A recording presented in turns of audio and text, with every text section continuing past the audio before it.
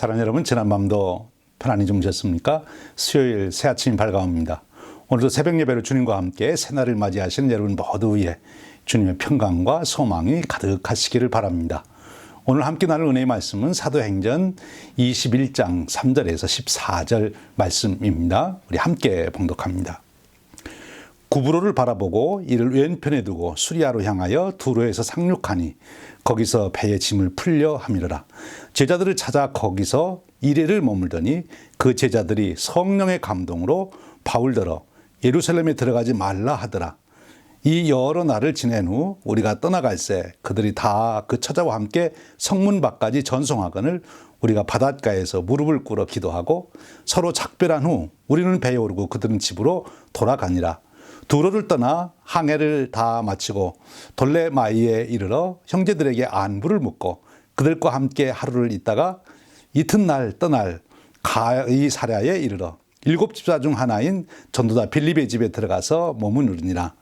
그에게 딸이 넷이 있으니 처녀로 예언하는 자라.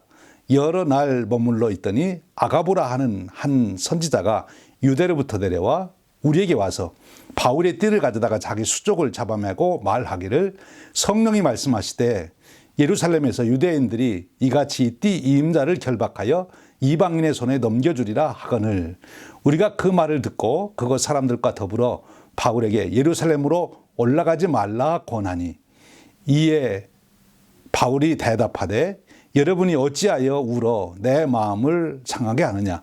나는 주 예수의 이름을 위하여 결박당할 뿐 아니라 예루살렘에서 죽을 것도 각오하였노라 하니 그가 권함을 받지 아니하므로 우리가 주의 뜻대로 이루어지이다 하고 그쳤노라. 이 말씀을 살아계신 하나님께서 사랑하는 자녀들 우리들에게 주시는 은혜의 말씀입니다. 사도 바울의 3차 선교 여행은 21장에서 끝이 나고 있습니다.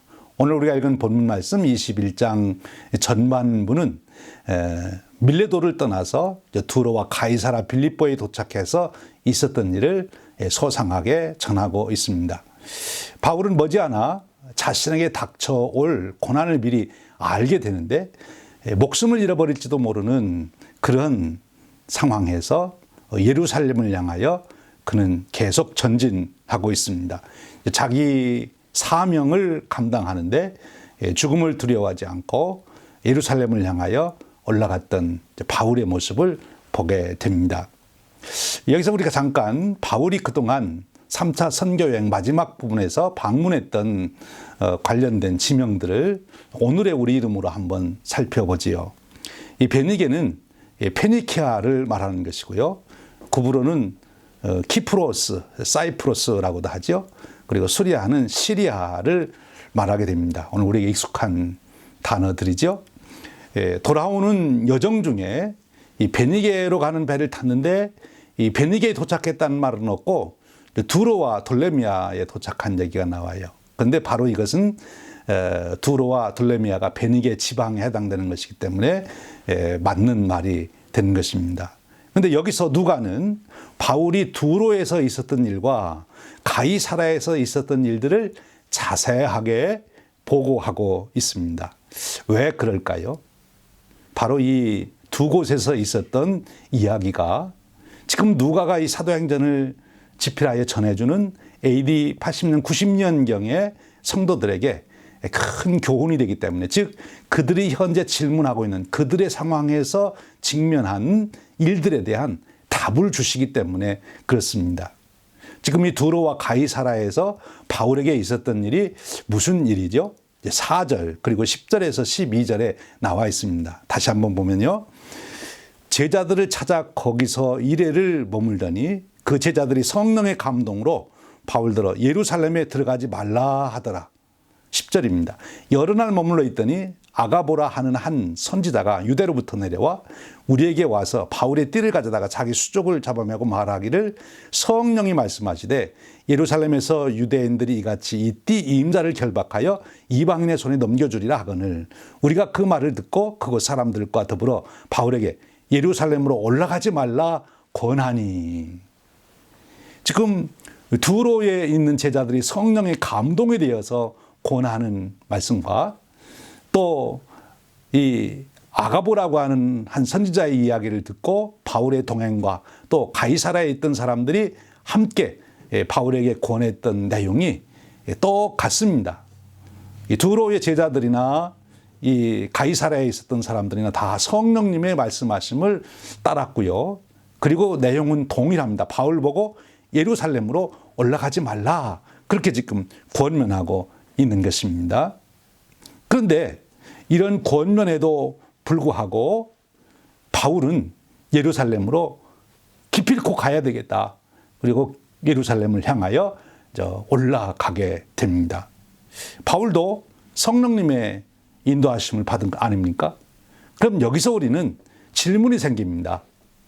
한 동일한 성령님이 두로의 제자들과 가이사라에 내려왔던 그 아가보라고 하는 선지자, 그리고 그 말을 듣고 바울에게 예루살렘에 가지 말라고 하는 그 사람들에게도 여전히 성령님이 감동하신 것이고, 그리고 바울에게도 감동했는데 왜 한 성령님이 이 말하고 저 말하냐, 바울이 올라가라는 말이냐 올라가지 말라는 말이냐 하는 것입니다.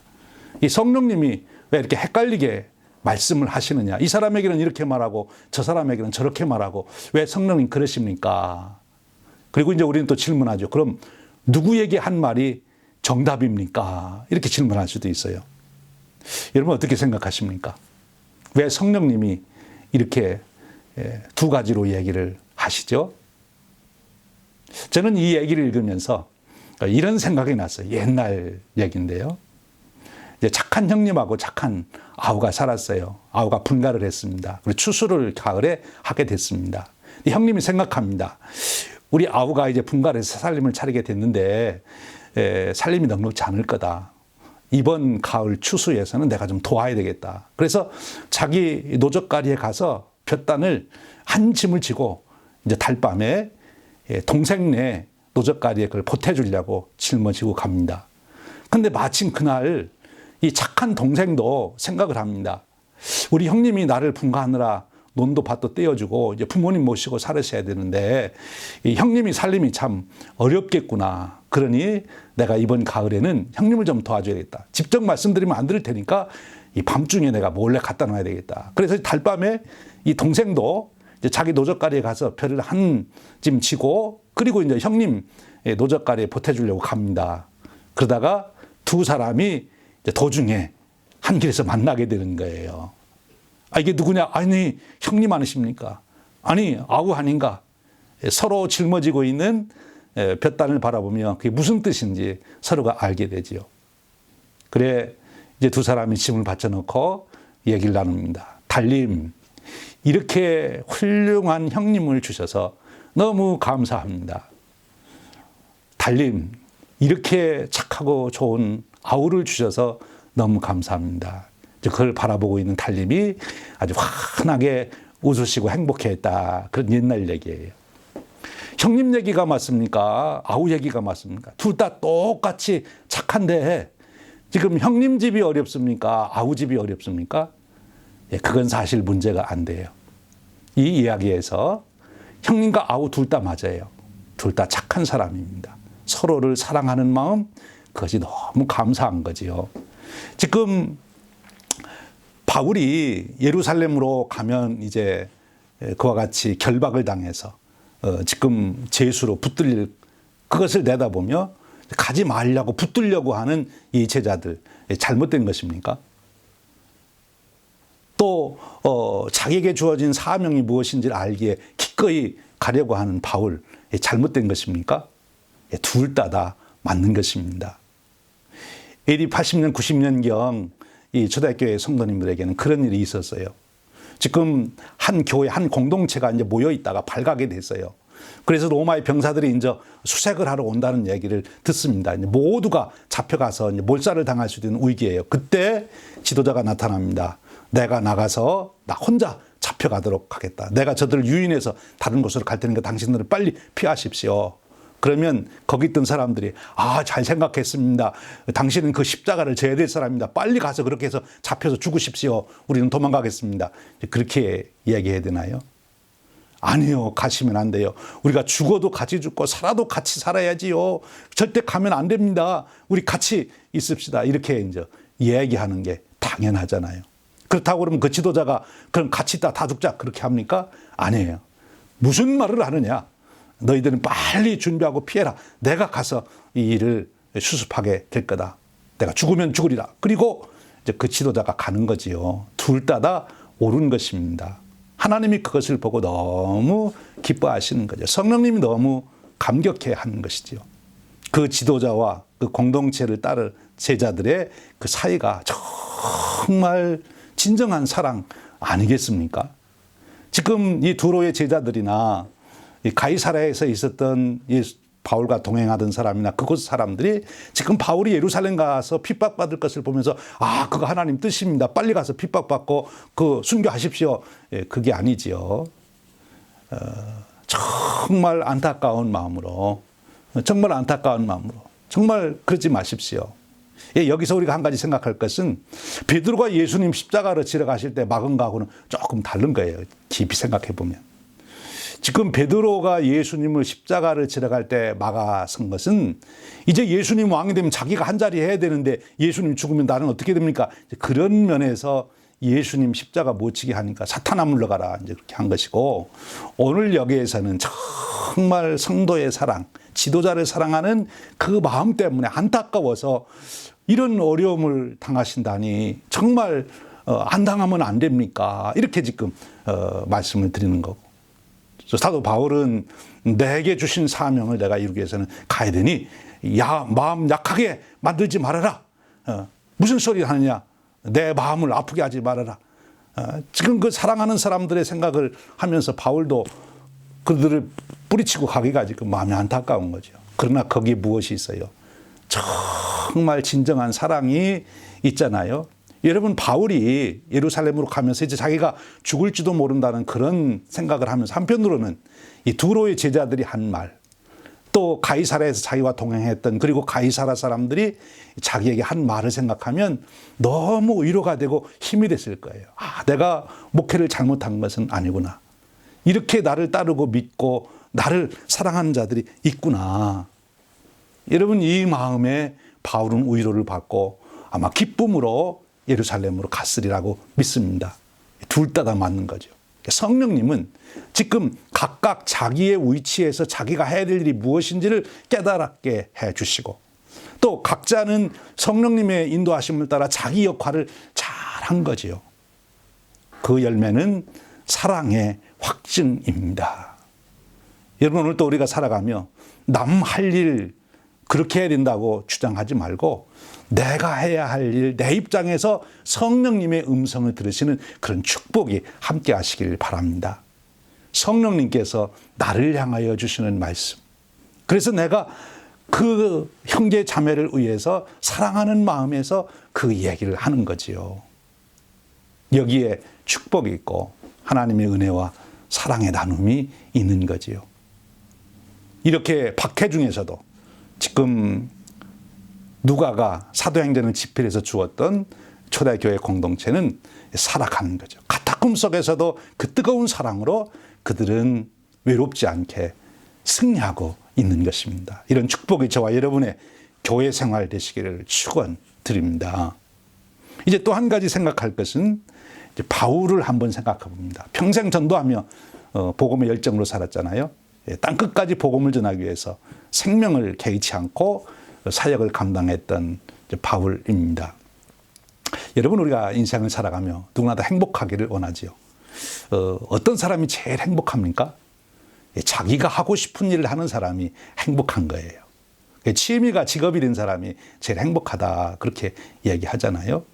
그래서 우리는 적성 검사를 합니다. 자기 적성이 맞는 것을 해야 행복하게 잘할 수 있다. 그래서요. 맞는 얘기예요. 보통 사람들이 갖는 생각입니다. 우리도 그런 생각 갖는 게 잘못된 게 아니죠. 그런데 우리 그리스도인들은 한 가지 더 깊이 생각할 것이 있어요. 앞에서 말한 것이 지혜로운 사람의 생각이라면, 이제 믿음의 사람은 어떻게 생각해야 되느냐. 이 일을 통해서 무슨 일을 하면 내가 행복할까가 아니고, 무슨 일을 해야 하나님이 영광을 받으실까, 그 생각을 해야 돼요. 하나님이 영광을 받으실 일, 그 얘기는 내 사명이 무엇인가 하는 거예요. 내 적성을 아는 것도 중요하지만 더 중요한 것은 내 사명이 무엇인가, 그거를 알고 그 사명을 따라 살아가는 삶이 가장 존귀하고 가치 있는 인생이라 하는 것입니다. 여러분, 오늘도 우리에게 주어진 인생의 여정을 갑니다. 여러분, 행복한 길을 가십시오. 여러분이 하고 싶은 일을 할 수 있는 그런 축복이 있길 바랍니다. 그러나 그것보다 더 하나님께서 내게 주신 사명이 무엇인가, 그 사명을 붙들고 흔들림 없이 인생을 초질관 달려가는 그런 축복이 있기를 바랍니다. 바로 사도 바울이 그런 인생을 사는 거죠. 그로 인해서 하나님은 온 세계를 복음화시키는 놀라운 역사를 이뤘습니다. 오늘 저와 여러분에게도 하나님이 내게 주신 사명이 무엇인지 그것을 찾고, 그것을 붙들고, 그것을 내 비전으로 삼고, 어떤 장애물이 있더라도 그것을 뚫고 나가는, 브레이크트루하는 이런 용기, 믿음, 열정, 이것이 주님 앞에 서는 날까지 식어지지 않는 그런 축복된 인생 되시기를 축원드립니다. 오늘 또 주님께서 우리에게 하루를 주셨습니다. 오늘 주님과 동행하시며 평안하시고 주님 인도하시는 그 길을 넉넉히 가시는 축복이 있으시기를 축원드립니다. 우리 함께 기도하겠습니다. 하나님 아버지, 감사합니다. 오늘 또 우리에게 또 하루를 주십니다. 오늘 또 사도 바울처럼 주님이 부르신 부르심을 향하여 표대를 세워놓고 달려가는 거룩한 하루 되게 하시고, 그러기에 삶에 지침이 없게 하시고 삶의 풍족함이 이루어지도록 은혜 베풀어 주시옵소서. 하나님의 비전을 따라 살아가는 열정과 기쁨이 식어지지 않게 하시고, 그 거룩한 삶으로 인하여 우리를 만나는 모든 사람들에게 하나님의 사랑과 축복을 나누는 복된 하루 되도록 은혜 베풀어 주시옵소서. 이 모든 말씀 우리 주님 예수 그리스도의 이름으로 감사하며 기도하옵나이다. 아멘. 여러분 계신 자리에서 꼭 교회를 위해서 또 성도님들 위해서 기도해 주십시오. 특별히 100주년 성업을 위해서 하나님의 꿈을 담은 성업 되게 해 주십시오. 기도해 주시기를 부탁드립니다. 오늘도 주님 평안 가운데 승리하시기를 바랍니다.